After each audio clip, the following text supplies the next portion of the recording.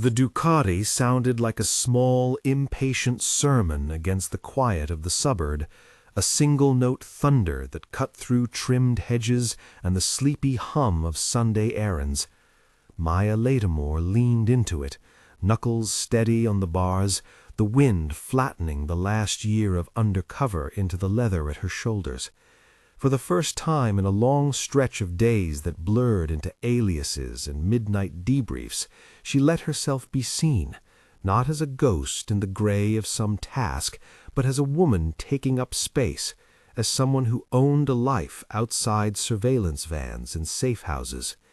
Sun picked out a half-moon scar just under her collarbone, the faint white line she kept hidden under shirts and stories. The scar had a history. She kept its ledger private. Today, tucked beneath the zip of her jacket, it felt like hers again. The helmet's visor lifted. She breathed in a morning that smelled of cut grass and gasoline and something like permission. She thought, briefly, of coffee and a cafe she'd noticed 2 blocks back, an indulgence for later. The ride was a baptism of ordinary freedom. The bike was clean, the road was open, and Maya let herself laugh aloud at a song on the edge of her memory. She didn't see the cruiser at first. It was the sudden clinical flash of red and blue in her mirrors that made the Ducati tighten under her, as if the machine, too, understood gravity when authority arrived. The cruiser fell into place behind her with the quiet certainty of routine. The officer stepped out now with the practiced gait of someone who assumed the world was his to manage. Officer Chad Dean was a man who'd learned how to make a traffic stop feel like a sentence. He had the square shoulders of a career cop and the small, brittle smile of someone who had been rewarded for breaking rules that bent toward his favor. His uniform sat too clean on him. His badge gleamed the way a threat sometimes did, polished and purposeful. When he pointed her over, he did it with an air of performance, half theater, half warning. "Afternoon, ma'am," he called, words soft but threaded with ownership. "Do you know there's an ordinance about—" He named a motorcycle rule that didn't exist in the municipal code, a petty fiction shaped to collect envelopes and avoid paperwork. Dean's eyes flicked to the helmet, the scar peeking at her throat, the watch that flashed faintly beneath her sleeve. His hand dropped toward his belt like a rehearsed flourish. Maya listened to his voice as if it were a recording she was auditing for errors. He didn't know her. He didn't ask. They never asked who she was.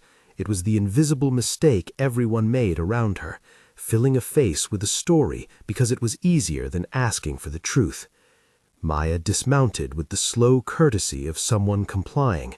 She moved in a rhythm that was anything but panic. She could have spoken up right then, "Do you know who I am?" But she didn't. The question had utility and weapons when asked in the right light. Right now, it would have been a flare at the wrong moment. Instead, she kept her hands where Dean could see them, palms public, wrists uncuffed by fear. "License and registration," Dean said. Where his voice was measured, there was an undertow of menace. Small men make themselves larger by inventing rules. A rookie officer stood behind him by the cruiser, Officer Miller, young enough to take orders like gospel and old enough to know how to look at someone without breaking things. Miller's jaw worked once. He looked like someone trying to place a face he felt he should recognize. Maya's hand in her jacket came away with the small leather of her phone. Her fingers brushed the tactical watch on her wrist, a piece of kit that looked ordinary to anyone who wasn't issued one. It held a discreet microphone, encrypted storage, an automatic upload routine. Gadgetry she preferred to keep off the stage. She had worn it in a dozen identities. Today, it was the last proof she meant to leave them with. Dean leaned in, too close, scenting the chance to extract a bribe, a favor, a humiliation. The talk turned small and savage. "You know how this goes," he said. "We can make a problem disappear if you cooperate." Maya's lips made a shape of a smile that didn't reach her eyes. She did not flinch when his hand touched the duct of her helmet.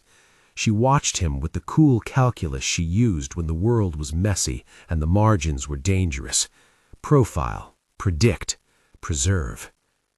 "You can write me a ticket," she said, in a voice that was calm because it had to be, "or you can do your job."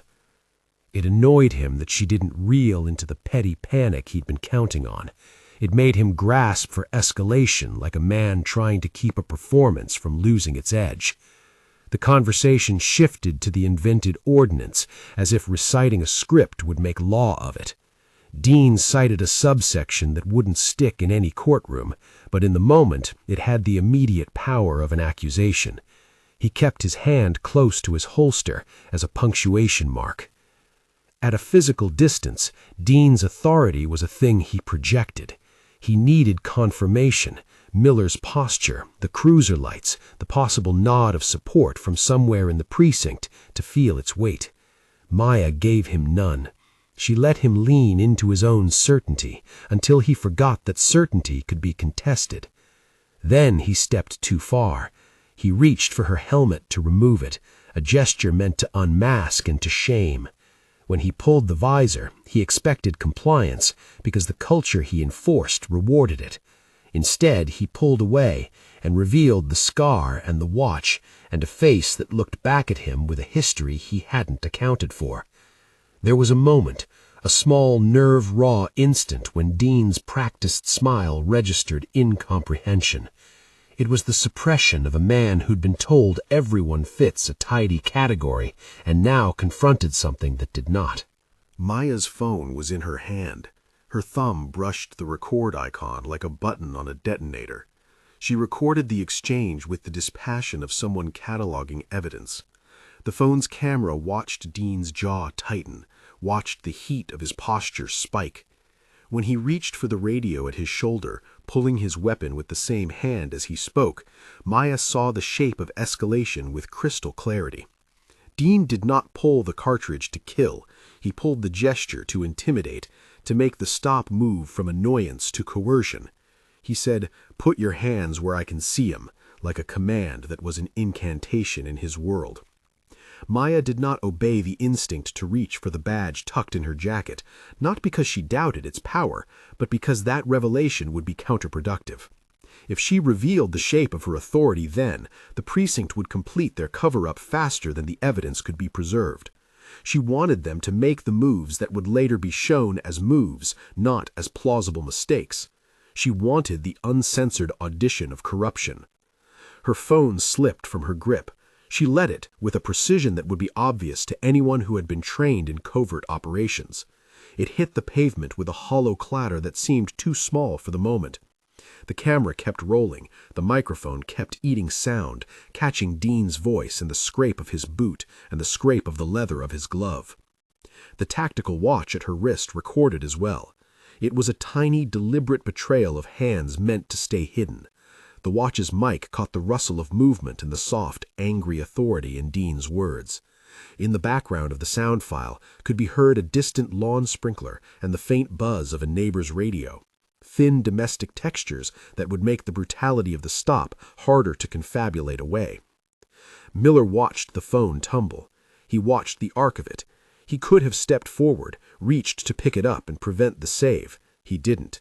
His hesitation was a moral fault line, the place where training met fear. He stood on the edge of obedience, his mouth a thin line. The culture around him demanded conformity. The conscience under his uniform nudged otherwise. He swallowed and kept his hands above the crotch of his belt, a young man performing compliance while calculating how much damage a career would take if he contradicted a badge. Dean's voice got more intimate then, the way predators make language into velvet to soften what they intend to take. "You don't want trouble. We can handle this quietly." Maya felt the gun muzzle's shadow on her skin. She felt the barometric pressure of an animal threat. There was a flash of fear, human and bright, but it was catalogued and filed away. She let the fear sit in her chest like a tool. Her training taught her to breathe through it, to make use of it rather than be used by it. "You can put the gun away, Officer Dean," she said, softly, but with the absolute clarity of someone used to making commands carry legal weight. "Or you can do this the hard way." The choice was performative. It hid the real endgame. Dean chose spectacle. He produced cuffs with the same casual cruelty as he had made up the ordinance and read her rights as if recitation could paper over invention. Arresting her was the theatrical capstone of his intent. He laid hands on her in an indignity designed for cameras, and the phone recorded every indignity. A small crowd gathered, neighbors with their curiosity sustained by the very thing Maya had tried to leave, delivery drivers easing their trucks onto side streets, a dog barking, the sound like punctuation. They watched a federal agent, disguised but not hidden, being processed like a common suspect. They watched a man assert power through deceit. The neighbors had no way of knowing that the object of their voyeuristic attention was playing a longer game. By the time the cruiser arrived at the precinct, the booking area smelled of institutional bleach and the hum of fluorescent lights, a different sort of calm. Maya walked into that hum with the rigid posture of someone under surveillance. The processing area was a microwave of bureaucratic gestures.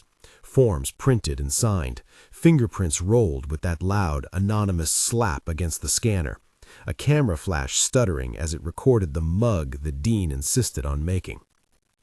Sergeant O'Connell ran the desk with the bored efficiency of someone who'd seen everything and learned how to narrow his reactive muscles to survive.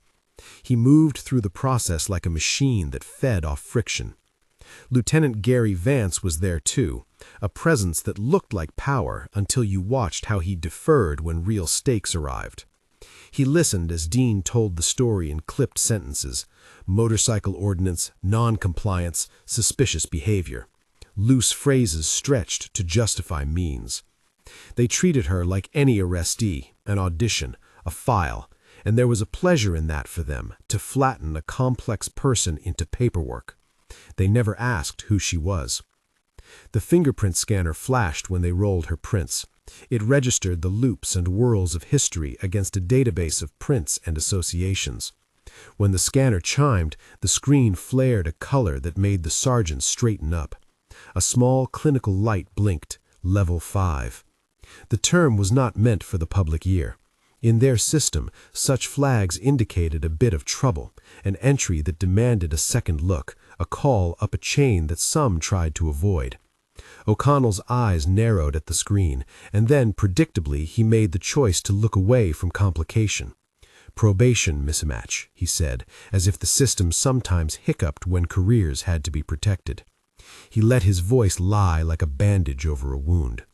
Lieutenant Vance's jaw set. Protect your own. It was the precinct religion. The flow of custody was an internal economy. Signs that disrupted it were taxes on that economy. They read her a list of rights again, the paper a prop, and then the humiliation turned formal. Dean suggested a strip search.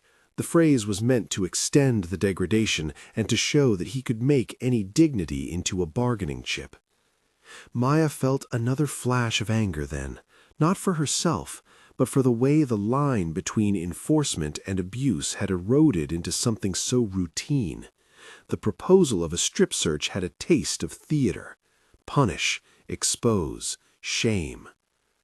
She did not consent. She did not shout. She sat with a silence that was a decision. Let them do what they would, make them move the way corrupt systems move, and record every step. The booking camera's red light hummed like a small heartbeat. Dean's confidence fed on the audience. There were moments during processing when the building's reality began to creak.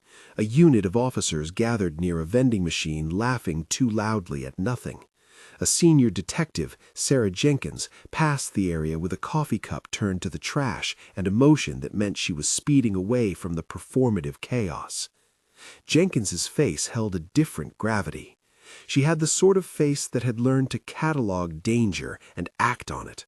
the frog-quiet focus of someone who had been in the military police and chosen to keep the impulse to obey from overriding the impulse to do right. Jenkins did not preen, she did not make up rules to protect herself, but she noticed small things. The way Dean's voice had the edge of entitlement, the way O'Connell's eyes slid from the screen in a way meant to ignore the inconvenient. She watched Maya as if reading a case file in motion, the scar under the collar, the watch glinting when she moved, a posture that refused to collapse. Something about it registered in her like a gap in a pattern that needed filling. Maya's phone lay where it had fallen near the front curb. A neighbor had scooped it up and handed it to the sergeant like it were a lost object.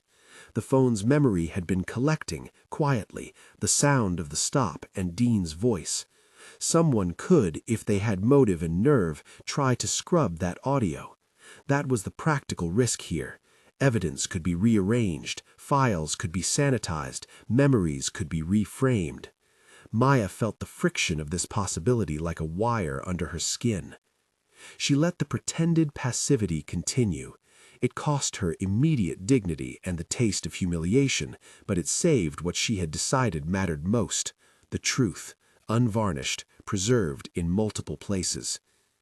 "She's just another biker," Vance said, loud enough for others to hear. The phrase intended to reduce, to make the argument for sweep and silence. Dean accepted the role of righteous enforcer and wore it like a promise, assuming the precinct would protect him. That assumption was his fatal negligence. The precinct's culture made him expect obedience without scrutiny. Maya watched Dean stage the narrative for the cameras at the booking desk. He recited the invented ordinance with an ease that made the sergeant smile, because the routine protected a comfortable economy of hush. Officers' hands moved like rituals, forms slid, cuffs clicked. The booking camera's little red light blinked on.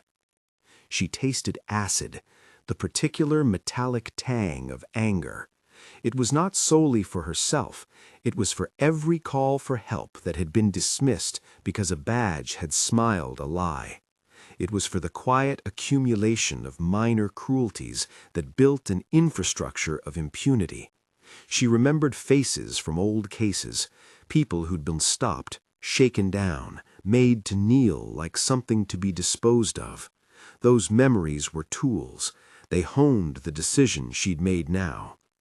Maya's watch shimmered as it registered the sounds and sent them, minute by minute, to an encrypted mirror in a server she alone and a handful of trusted colleagues could reach. The watch's upload was a noiseless thing, invisible to most people in the room.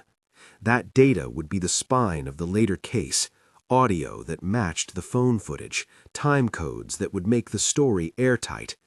Evidence was not drama, it was chronology and pixels and timestamps, and she had sworn she would not let them rewrite the ledger. For the moment, she sat as they processed her. Dean's friendly cruelty wore thin when she made small, exact notes in a calm voice. He hardened. He wanted her to plead or to beg, some human admission that would let him close a loop and keep his daily lie tidy. She gave him nothing. Miller lingered in the doorway like an undecided witness. On paper, he was a decent kid, scholarship, academy honors, a knack for following orders. He wore the uniform like a borrowed mantle and seemed to realize, almost in the same breath, that wearing a mantle sometimes meant covering for men's sins. When Dean barked an order to falsify a report, Miller's eyes slid to Maya, then away. He felt the first fissures of conscience and career. The choice he would make could be a pivot, but he froze in that pivot, hesitant, human, small. At the booking desk, a camera flashed for the mugshot, and Vance's voice was low and authorizing. He told them to keep it tidy. He told them to run it like any small, manageable incident. The hierarchy glued itself together again, like a hand flattening ripples on water. Detective Jenkins drifted back through that hum of institutional habit. She had been in long enough to know that a level 5 alert meant something, a high priority flag that, left uninterrogated, could fester. She let her eyes skim the booking roster, felt the names like a current of risk, and then she took a step that would cost her a safe distance. She moved toward a terminal and sat, fingers keeping a practiced silence as she typed. She ran Maya's prints through NCIC. The process was an old muscle, performed in milliseconds by a machine that returned associations and the meanings of names and numbers unreadable to anyone who didn't live in databases. Jenkins' screen flickered. Lines of data scrolled up, aliases, prior entries, a cluster of file references. Her coffee grew cold in her hand. There was a beat, the waiting heartbeat of someone who had just asked a question she couldn't ignore. The screen painted a red line and a simple clinical notation: active federal agent, level 5 flag. Jenkins' face shifted. She had been policed long enough to know the shape of the choice that revelation implied. To do nothing would mean complicity with the ordinary erosion of the precinct's conscience. To act would mean wrecking careers, including perhaps her own.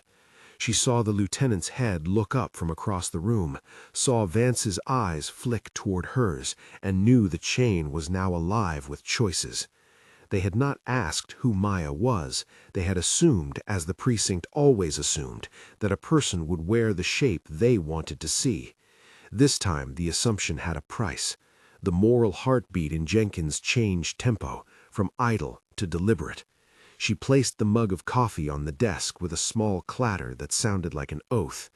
Her fingers paused over the keyboard and then moved fast and quiet to activate a protocol she had until then treated like a contingency.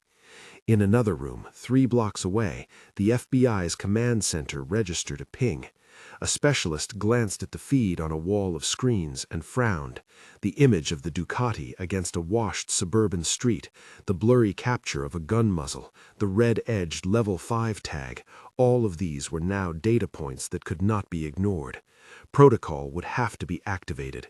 It was an escalation that had the weight of law and the precision of force, the kind that moved through channels and left no room for improvisation.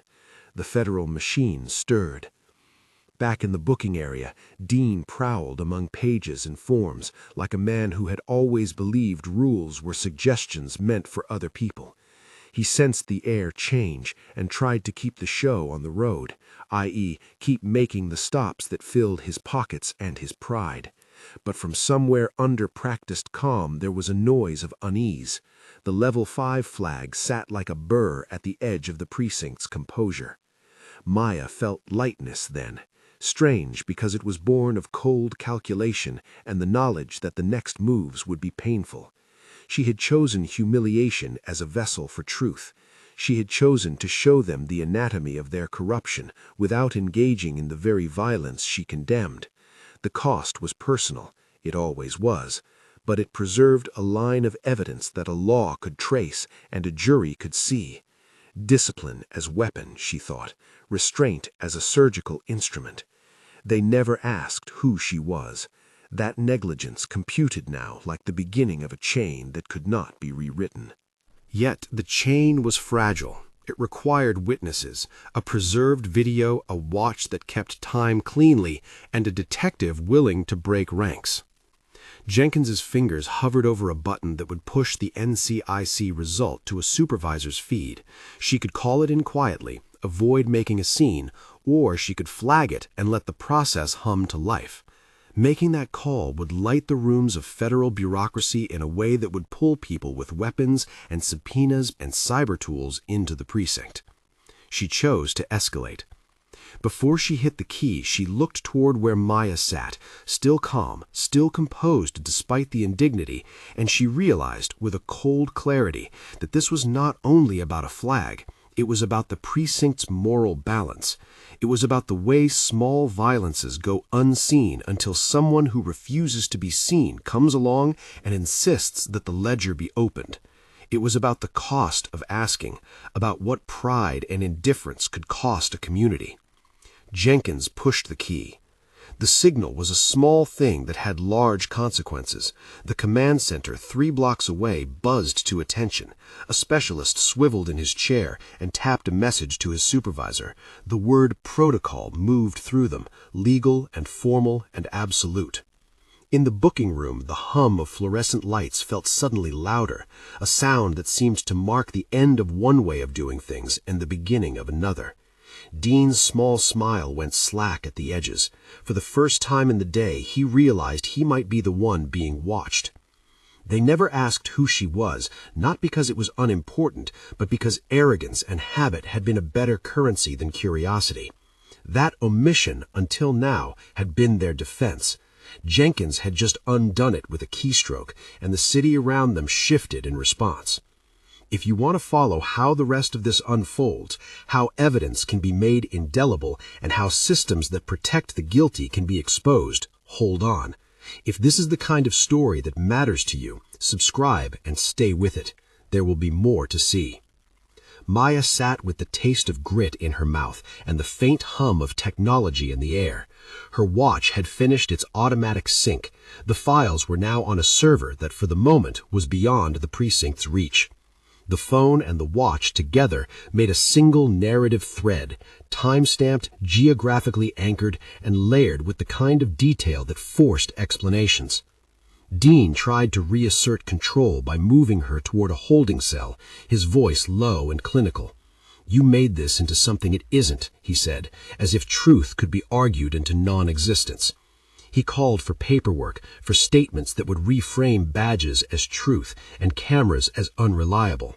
In his mind, the precinct would bend to him. He had never had reason to believe otherwise. Miller, meanwhile, lingered on the edge of action. He had watched the phone fall. He had seen the flash on the watch. Somewhere in his chest, a tension had arrived, as if someone was asking him whether he would be a part of the story that would later be told. He looked at Maya, and briefly he imagined himself both younger and older at the same time, capable of avoiding blame by following orders, or capable of stepping into risk by telling the truth. In the small world of the precinct, decisions had a momentum. Lie, and you could keep your place in a comfortable hierarchy. Speak, and you could open a flow of federal processes that would upend lives. Miller's choice was not yet made. His conscience was a hinge waiting for a weight. At the edge of the booking area, Dean spoke with Vance in tense, clipped sentences. There was talk of reports to be adjusted, of evidence to be handled in ways that erased pain and left no record. They traded the language of protection, this code of silence that glues institutions together. "Just follow the paper," Vance said, meaning keep everything tidy and unremarkable. They assumed the building's inertia would protect them, because institutions are often allies to those who serve their own continuity. They never asked who she was. They took the short route every time: catalog, reduce, move on. But evidence has its own momentum, and once Jenkins pushed the key and the watch uploaded and the phone recorded, momentum belonged to the thing that could be proved. The precinct's ritual tricks would have to step around facts now. That is what happens when you refuse to be a convenient face for someone else's story. You compel the world to account. In a side room, Detective Jenkins rubbed her palms together, cold from the coffee, and watched the feed on her laptop. The word protocol pulsed in a small window. She knew what that meant: federal eyes, cyber mirroring, a tactical team that moved when the law required it to do so. She thought briefly about the cost it would exact: careers marred, friendships severed, reputations burned. She thought also about the people who had no power to protect themselves. For her, the choice was not complicated. She had sworn an oath to protect and to serve. That oath was not a club to be used for protection, but a tool to be wielded for justice. Maya, sitting in the holding cell, felt the metal bench under her and the thin blanket across her lap. There was indignity and there was focus. She let her body accept the bruise of the moment, storing it like evidence, like a ledger that would be read aloud in a place where the law required attention. The watch hummed faintly beneath her sleeve, a hidden eyewitness. The phone had already found a server, invisible and secure. In the hallway, the precinct's machinery creaked into motion, calls to be made, a scribble of paperwork, the low, mechanical sound of a system that believed itself efficient. It did not understand why a small red flag could topple so much. It had been built on the assumption that what had always worked would continue to work, that habit and silence were more efficient than truth. They never asked who she was. That omission was the seed of the crisis now beginning to unfurl. It would not be solved by a single courtroom or a single sentence, but to begin to address it, someone had to step out of the comfortable protection of obedience and push a button that made the federal machine answer a call. Detective Jenkins had done that. Maya tightened her fingers around the thin blanket and allowed herself a small private measurement of triumph. Not gloating, there was no joy in having to be the target of corruption, but a cold satisfaction like the click of a lock when a key fits. She had chosen strategy over spectacle. She had turned humiliation into a vector. The price was real. The value was the truth it would yield. Down the corridor, a radio crackled with someone calling a camouflage-coded name. In the command center, a map lit up with a dot that showed the precinct at the center of activity. Men and women in suits and tactical vests began to assemble plans. Cybertechs moved quietly, nodding at one another like chess players who recognized a mate in motion. The machine had been engaged. Its agents were professionals who did not love spectacle. They loved precision. Maya thought once, with the clarity of someone naming a thing to keep it present, about the phrase that had been assumed about her in the booking area. They had written her off as a biker, a nuisance, someone to be handled. They never asked who she was. That failure was not just a personal slight, it was a civic wound. It was the space where power could, too easily, become predation. She thought about the community beyond the precinct, about the people who trusted the law and were owed better than the predatory smallness she'd met today. She thought about the next step, not retribution, but accountability. She had no illusion that arrests and indictments would solve structural rot. She knew the work would be long and lonely and expensive. But the first act in that work, she reminded herself, was to make the ledger clear. Footsteps approached the cell. Miller lingered at the bars, the conflict on his face like a bruise. He was the hinge on which a later testimony might swing. Maya looked at him with an even gaze. No accusation, no pleading. She wanted him to see that there was a way to be brave that did not have to be violent, a way to tell the truth even if it meant discomfort. "Look," she said, quietly, "you know the difference between what someone tells you and what they do with it." He looked away. He began, and then stopped, swallowed. The choice had teeth. Outside, Detective Jenkins closed the laptop and walked to the doorway, the outline of the precinct behind her. She could see the sergeant and the lieutenant in a small, private conference, low-voiced, where the language of damage control was being drafted. She could feel, with an operative's instinct, the pressure building like a storm front. The Federal Command's first moves were bureaucratic and cold. Calls to the U.S. Attorney's Office, a request for preservation orders, a redirection of all the precinct's logs to a mirrored archive that could not be altered from within. There would be no hasty deletion when the mirroring began. Systems recorded every keystroke and every deletion as a discrete act. The evidence would be preserved. Inside the cell, Maya sat with this knowledge like armor. She had made the choice to be visible, to allow the precinct to do its worst so that later the worst could be shown. It wasn't bravado, it was calculation. It was the discipline she had been trained into during long nights in far-flung places. It had cost her to sit under a humiliating strip search threat, to be processed like a criminal. It had cost her the moment of immediate dignity. But she had bought something larger, a recorded truth. They never asked who she was. That omission would be the stain that exposed them. For a precinct that thrived on assumption, being wrong was a catastrophic embarrassment. For the community they served, the stakes were deeper, the trust that held everyday life together. The cell door clanked, and the hallway's light cut a white strip inside. Voices moved like currents along the walls. The command center pinged again as the preservation order confirmed mirroring had begun.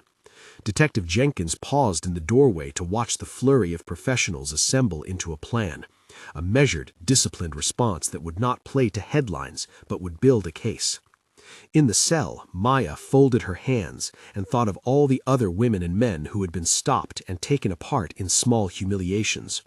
She thought of how rarely the question of identity was asked with curiosity rather than accusation. The words came to her and stayed there like an instruction. They never asked who she was. The phrase was a rope looped through the day's events. It would be the spine of a longer argument about identity, about the ease of assumption, about what happens to communities when the people in charge treat citizens as convenient fiction. For now, though, it was a small, bitter observation, a truth she would hold like a lit candle. In a room of screens, a tech monitored the incoming files and called out a status. The phone footage was intact. The watch audio was in the mirror. The level 5 flag glowed. Jenkins rubbed a thumb along a small dent on the desk as if to keep her hands busy. She knew what would come next, the legal choreography of warrants and notifications, the careful march toward evidence exhibition. The federal machine would move with the precision of a well-oiled instrument. HRT would be no theater. They would come to remove threat and to secure evidence. They would not be there to humiliate. They would be there to do a job the local system had refused to do, hold their own up to the light. Maya closed her eyes for a second and thought about the motorcycle's sound and the way the morning had felt ordinary and how quickly ordinary had been transformed into a corrosive smallness. She thought, too, of the community whose trust had been damaged by the spectacle. She felt the patient, careful anger that would drive her to insist that their voices be heard. She had decided to make this about more than one bad actor. She wanted to make it about the system that let bad actors flourish. The corridor hummed. The red light on the booking camera blinked. Jenkins put her hand on the doorframe like someone bracing themselves for a plunge. The federal signal continued its quiet advance across wires and into the precinct systems. Somewhere in another office, a U.S. attorney's assistant printed a document and began to staple it. They never asked who she was. That omission had begun a chain that would demand answers. The first few links were now visible, and the next move would be to hold up those links where the law and the community could see them. Maya felt herself turning, quietly, toward what would come. The cost had already been paid in a small currency of humiliation. The rest would be paid in testimony, in transcripts, in the slow work of remaking an institution to be capable of shame and accountable action. She had a ledger to keep, and a voice that would be used only when it was necessary. For now she waited, a disciplinary patience settling over her like a second skin. Outside the precinct, the street kept its indifferent rhythm. A neighbor watered his lawn. A child chased a soccer ball across a patch of sun. The world did not change in a single instant because a small set of men had chosen to abuse power. Change came by increments and by witnesses. But in the thin electric space between the booking room and the command center, something had shifted.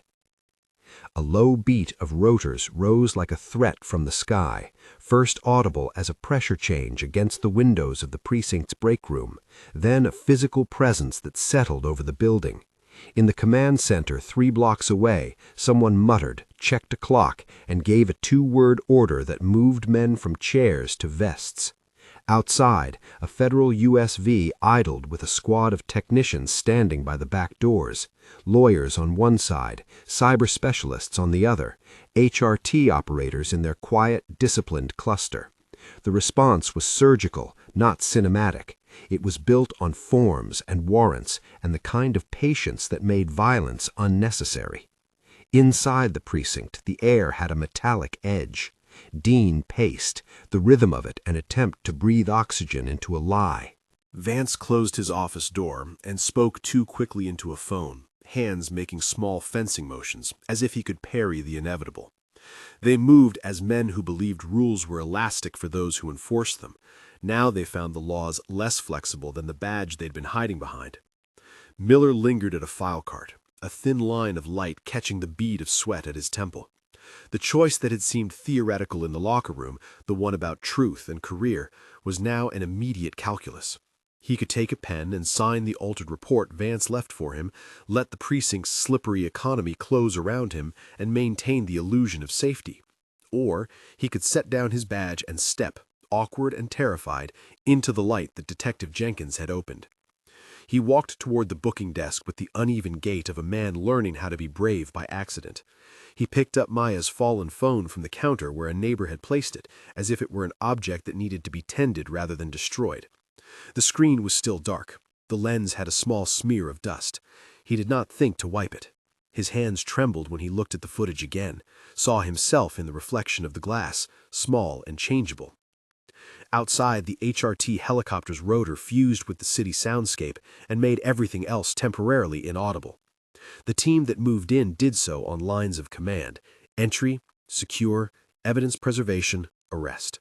They were not anonymous predators. They were trained to remove risk, to minimize harm, and to make an arrest look like the final, necessary act in a lawful chain. They communicated in clipped calls and code words that were precise and professional, the linguistic opposite of Dean's performative menace. A sweeper team approached the precinct's IT room first, not because it was flashy, but because it was decisive. Cyber specialists moved with the same kind of care a surgeon uses to isolate an artery. Their fingers flew over keyboards, their screens showed maps of server traffic, and the simple, beautiful lines of mirrored data flowing outward. Every folder, every temp file, every deleted entry now duplicated into a secure repository under federal control. Logs recorded every keystroke in the local system from the moment the preservation order hit. If anyone tried to scrub evidence, that attempt would itself become evidence. Dean, sensing the net closing, barked orders to any officer who would follow. He gestured toward hard drives and cameras as if he could rearrange truth like furniture. Vance's voice kept a thin, brittle control. He instructed a sergeant to pull the surveillance footage, to find something, anything that could be used as exculpation. Their world still functioned under the assumption that systems were pliant. They were wrong. In the IT room, a technician cursed softly as he watched the Federal Mirror collect deleted files seconds after someone in the precinct attempted deletion. Each keystroke to remove was echoed and timestamped in a file at the FBI's secure center. Someone in a suit in the command center read the log and let out a small exhale like a man who had just confirmed what he suspected. Obstruction was being documented as it happened. Miller's hand closed over the phone like an offering. He had it in his pocket when he appeared at the IT doorway and said nothing at first. Jenkins, watching all of this through the lens of duty and a quiet moral impatience, saw him and nodded once, an invitation, not an absolution. He could still be a witness. He picked a side. "You don't have to do this alone," Jenkins said to him later, when the building's sound had been replaced by the low, purposeful murmur of federal coordination. She didn't scold. She offered a route that required risk but promised truth. Miller's voice came out thin, but it was steady enough. "I saw him reach. His sentence fractured. The admission was simple and terrifying. Truth rarely needed more rhetorical flourish than that. Outside, federal agents entered the booking area in boots too clean to be comforting. They wore evidence markers on their chests and the terrifying quiet of authority that comes without personal pettiness. One took custody of Maya's phone, another read the metadata and nodded at the sync times. The watch upload and the phone footage matched, milliseconds aligned, audio layers overlapped. That sort of technical concordance turns suspicion into a story that jurors can follow. Dean and Vance tried paper. They called in favors, left messages for friends who might smooth a path, lobbied for explanation. Prosecutors, though, had been briefed and waited until a formal approach was made. The U.S. Attorney's Office had already issued preservation orders, and subpoenas were in hand for internal logs, for raw camera feeds, for the record of who had been in the booking room that morning. The law moved not by instinct, but by process, and the process had finally been given a reason to act.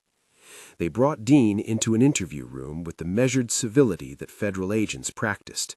He sat across from a team of attorneys who did not look at his uniform as a shield. They played the phone footage he thought he had smashed. They let the watch audio play over speakers, the sound of his own voice audible, unadorned, in a room that offered no theater. He fumbled. He tried to claim confusion, misremembered sections, procedural missteps. Words that had been assertive on the curb now sounded brittle in the presence of recorded time. Vance's defense was a tight hedging, oversight, miscommunication, an attempt to protect the department from an embarrassing administrative lapse. The prosecutor listened and filed the words away. Words could be argued, but an audio file and a video with a watch timestamp were harder to rationalize away. The chain was clear. The phone video, the watch audio, the Level 5 flag, Jenkins' NCIC entry, an engineered, legally defensible road that led from a street stop to the federal courthouse. Meanwhile, the precinct felt the public pressure of being the center of a story. Reporters arrived with the neutrality of pulleys, raising the story in measured headlines. Social media streamed clips, threads multiplied. Voices of community activists and everyday neighbors rose, not in the shrill tones of outrage for spectacle, but in a more sorrowful insistence that institutions must be answerable. Press coverage did not make the case, but it made the background where justice would play out visible. The HRT operators escorted Dean and Vance out in restraint. They were not theatrically rough, they were efficient. The image of Dean being handcuffed and led out of the precinct became, instantly and irrevocably, a symbol that the institution had failed and that the larger law had been summoned to fix it. The contrast between Dean's showmanship and the HRT's discipline was a lesson rendered in body language. Back at the precinct, Jenkins convened a meeting that glowed with the pragmatic hope of reform. She spoke, plain and direct, in a voice that had the authoritative hush of someone used to giving orders in dangerous places. She had a list: improved tamper-proof cameras, a direct line to DOJ for internal allegations, mandatory NCIC checks on Level 4 and 5 flags, independent oversight for complaint investigations. Some measures were immediate and procedural. Others required budget fights in a city council that had always been comfortable letting police oversight be a private affair. In that small room, hearing people speak who had been exhausted by small cruelties, Maya felt a different weight than the one she carried in the cell. This was not the weight of personal humiliation. It was the possibility that the ledger they were beginning to open could be extended to others. Jenkins proposed a regular community liaison meeting, better training, and a review of stop-and-search powers. It was not enough. No single set of reforms cures institutional rot, but it was a start. The politics of policing meant reform would be fought over like territory. There were public defenders and civil liberties groups who demanded sweeping change. There were union leaders who warned about second-guessing man on the street. But the simplest thing was incontrovertible. Recorded evidence had made a conversation unavoidable. The decision to indict came after a quiet procedural review by a grand jury that watched footage, heard testimony, and considered the integrity of the chain of custody. The indictment named specific charges: extortion, abuse of authority, obstruction, and the list of defendants included both the patrol officer whose hand had been on the gun and the lieutenant who had tried to bury the incident. Miller's cooperation had been negotiated. In exchange for truthful testimony, he received a promise of leniency that would later be referenced in court. The U.S. Attorney's Office moved with deliberate care and charged. Pre-trial months were an odd kind of weather, slow, repetitive, punctuated by sharp gusts of publicity. Maya sat in preparation rooms where prosecutors went over each minute of footage with clinical tenderness, where each pause and each hesitation in Dean's voice was marked, time-coded, and given a purpose. Maya rehearsed testimony not because she was fickle about her memory, but because she had trained herself to be precise.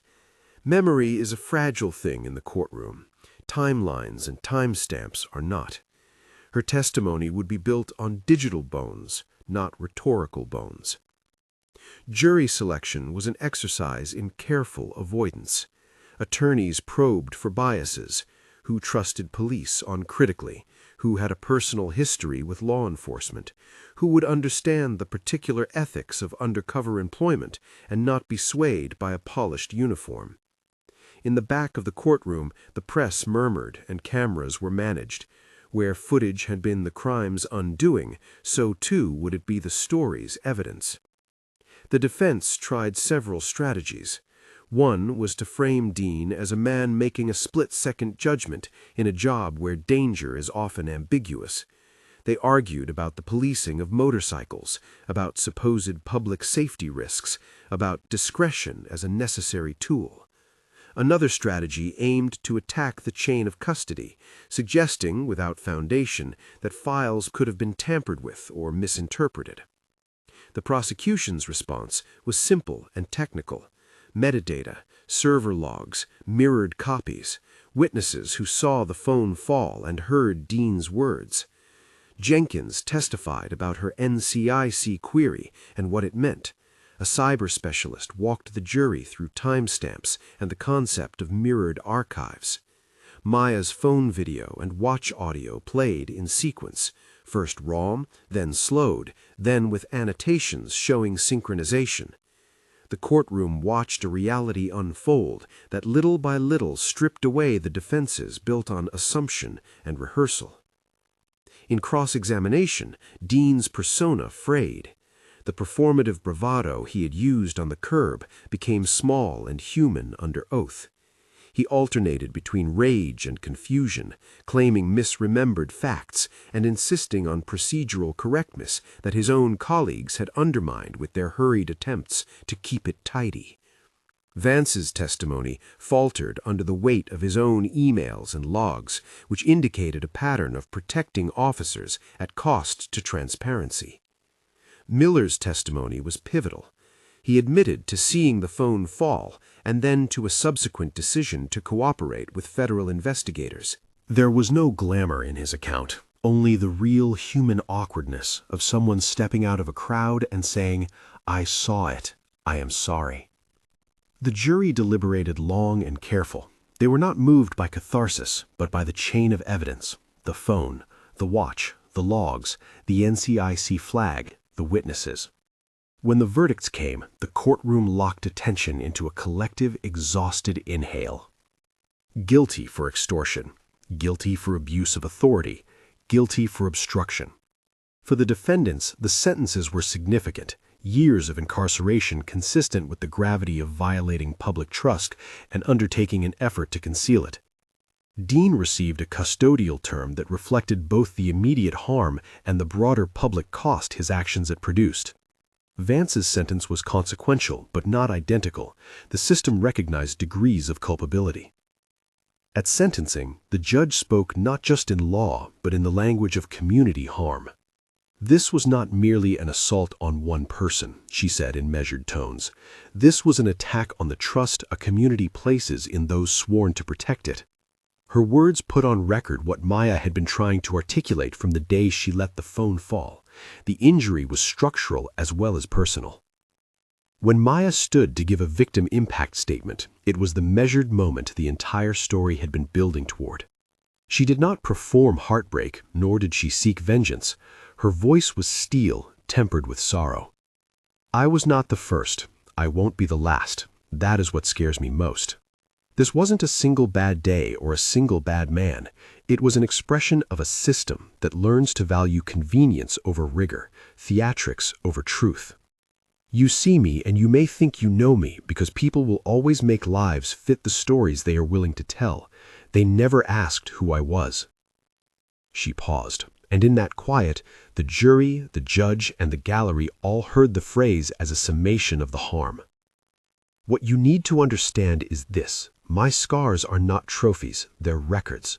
I wear them to remind myself of what restraint costs me and what it buys for others, an opportunity to see that truth, when preserved, can make a case for change. I chose to be humiliated because I believed humiliation could become evidence. I believed it could become a vector for accountability that would reach beyond me. Today, we held people responsible. That is not the same as saying the institution is healed. Accountability is not cure. It is the first step. Her statement was not a finale, but a bridge. She named names of communities harmed in small ways, of people whose complaints had been minimized, and she urged concrete steps, not ceremonial ones, to rebuild trust. Independent oversight boards with subpoena power, tamper-proof evidence protocols, regular external audits of complaint handling. She did not pretend the work would be easy. She only insisted that it be started. The sentencing was accompanied by a sea of small administrative shifts, supervisors reassigned, evidence handling protocols revised, cameras upgraded to those harder to manipulate, and a formal promise from the DOJ to fund a community oversight initiative in partnership with the city. Detective Jenkins, whose willingness to push the NCIC key had been the hinge of the entire case, was appointed acting chief of a new internal affairs oversight division pending formal review. Her appointment was controversial to some, but the community that had watched a woman in a coffee-smudged shirt put a price on her career to do what was right welcomed the change. Reparations were not immediate or sweeping. A community fund established to aid those who'd been damaged by improper stops was small at first, but it was an institutional acknowledgement that harm has a cost beyond headlines. Trainings expanded beyond the usual procedural seminars to include modules on implicit bias, de-escalation, and digital evidence preservation. A public hotline was set up to route citizen complaints directly to an independent unit with DOJ oversight. Public healing, always incremental, manifested in small but meaningful ways. A neighbor who had watched the stop from his porch came forward in a community forum and apologized to Maya for looking away. He said that he'd been taught to avoid involvement, to mind his own business.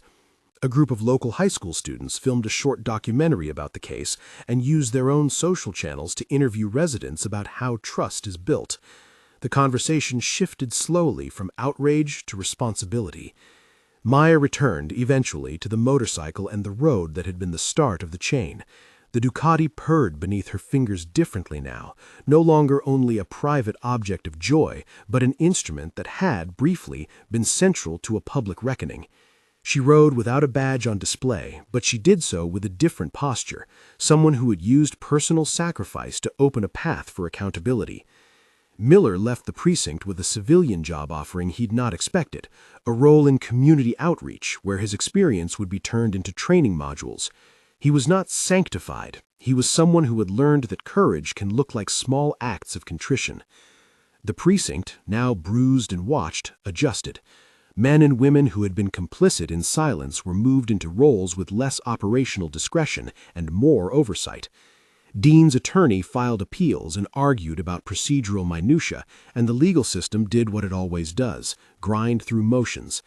But the primary facts had been recorded in pixels and sound and the living testimony of people who had been there. The public record held. Years later, in a renovated community center where paint had been chosen by a volunteer committee, Maya was invited to sit on a panel about policing and public trust. The room hummed with small conversations about accountability, about evidence, and about the weight of small discretionary choices. They never asked who she was, someone on the panel recited as a rhetorical memory of the early days. That phrase carried us through. Maya, speaking quietly to a packed room that now included officers who had been retrained and community members who had been skeptical, offered a sentence that felt like an instruction. "Ask," she said. "Ask the person before you assume. Ask because you owe it to the dignity of another human. Ask because unasked assumptions give power to people who will abuse it. Ask because sometimes the act of asking is what prevents a small cruelty from becoming a pattern of harm. The words were simple. They were not a policy. They were a practice. At the town hall immediately following the sentencing, families who had once felt invisible stepped to microphones. They told stories of stops that had left them shaken, of fathers humiliated in grocery store parking lots, of mothers shamed into silence. Each voice tied the private to the public and made the ledger more complete. The city council, facing the public's insistence, passed reforms that codified several of Jenkins' proposals. An independent review board with civilian membership and subpoena power, a mandate for all patrol stops to be recorded on body cameras and uploaded to a secure server within 72 hours, funding for community policing initiatives. None of these reforms could erase the past. They were measures designed to make the future less likely to mirror it. When the days settled into a cautious new pattern, Maya allowed herself a small private reckoning. She thought back to the morning on the Ducati, the sunlight, the helmet lift, and the sudden glare of lights in her mirror. She remembered the taste of humiliation and the cold, peculiar satisfaction that comes when a plan works not because it was elegant, but because it was just. She also thought about every person who had been harmed by similar presumptions and power games. The cost had been real, the benefits hard-won. She kept writing. Occasionally, she stopped at cafes and talked to people who had come to see her not as a symbol, but as a person. Neighbors who wanted to know how to help, city council staffers who wanted technical advice, young officers who wanted to understand what accountability looked like from the receiving end. She accepted interviews from journalists willing to treat nuance with care. She refused those who wanted spectacle. In private, she acknowledged to herself that her choice of restraint and evidence had been an instrument that could not be widely prescribed. Not every situation where a person is abused allows for meticulous preservation of proof. She had been fortunate in training and circumstance. She had also been injured in the making of that luck. The small white scar near her collarbone was hard to forget. Detective Jenkins, now promoted and scrutinized in equal measure, wrote a memo about institutional transparency that was circulated in police academies as a case study. The memo did not preach. It laid out steps and pitfalls, technical details about preserving evidence, and the ethics of asking uncomfortable questions that might cost careers but would spare communities years of quiet damage. The city, painfully honest, removed officers who had shown a pattern of unaccountable behavior and worked with unions and oversight bodies to institute better safeguards. No progress was perfect, and reform became a long conversation with occasional setbacks. But the trajectory had changed. A system that had once reflexively protected its own learned to accept that scrutiny was part of its legitimacy. Years from that morning, a plaque was unveiled at the precinct's front steps. It was small and deliberately modest, a reminder of a case that had become a marker for change. It listed not only names and dates, but also the institutional measures the precinct had promised to implement. The plaque did not claim victory, it claimed accountability. At the unveiling, Maya stood at the edge of a crowd that mixed mourning with cautious pride. She listened to a woman from the neighborhood read a dedication that honored not one person, but the idea that institutions must answer to the people they serve. Afterward, a child asked Maya if she would teach her to ride a motorcycle one day. Maya smiled, and for a moment the memory of fear receded into the background of small, ordinary possibilities. On a quiet afternoon after the trial, Maya walked alone along a stretch of suburban road. The Ducati was parked a little distance away, gleaming. She ran a hand along the tank and thought of the odd geometry of that day, how a piece of personal joy had become the pivot for a larger reckoning. She touched the scar beneath her collarbone, feeling the faint ridged line that had started many of her own stories and concluded some of others. They never asked who she was. The sentence had been true in the inciting moment, and it had been the engine of a chain that revealed a deeper rot. But in the end, the same phrase had become a challenge to the community and to institutions, to notice, to question, to ask rather than assume. That was the moral through line her life had been forced to narrate. Her final public remark, when a reporter asked what she hoped the city would remember, was quietly precise. "I want them to remember that discipline and patience are not passivity. They are tools. Use them thoughtfully," she said. "And I want them to remember to ask. Ask because not asking is how power becomes predation." When the microphone was shut off and cameras packed away, a woman from the audience touched Maya's shoulder and said simply, "Thank you." It was small. It was honest. It was exactly what began to make a thin, public stitching over an old wound. There is no neat ending to institutional failure or to the labor of rebuilding trust. There are only decisions and consequences, policies and their imperfect implementations. The arrests and sentences were necessary, and they meant real accountability for real harms. But they did not, nor could they, erase everything that had happened. What they did do was to create a new expectation that the next time a badge meets a citizen's face, the people in power would be asked to account for their actions. Maya rode again, and sometimes she thought about the neighbor who had picked up her phone, about Miller's tremulous courage, about Jenkins's keystroke that set a chain in motion. Each of those small acts carried an ethical weight that turned private indignities into public reform. They never asked who she was until the moment they had to. And when they finally did ask, the world changed in a way that required vigilance, not celebration. That change would need tending from many people across institutions and communities and time. What was Dean's biggest mistake? Was it the invented ordinance, the assumption of impunity, or the moment he reached for a helmet he had no right to touch? Share your thoughts below.